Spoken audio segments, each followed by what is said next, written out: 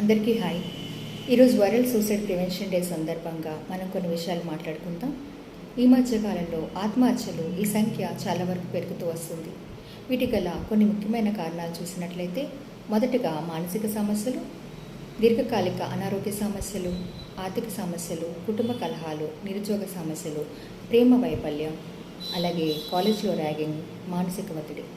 ఇలా చెప్పుకుంటూ ఉంటే ఎన్నో అంశాలు ముడిపడి ఉంటాయి.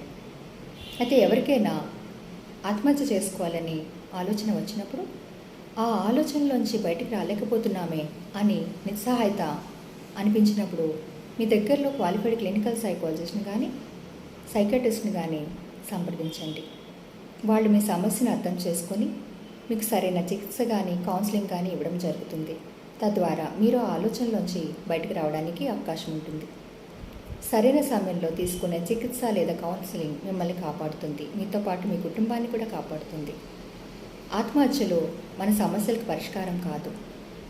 ఆత్మహత్యల నిర్మూలన చేద్దాం, మెరుగైన సమాజాన్ని మన భావితరాలకు అందిద్దాం. Thank you.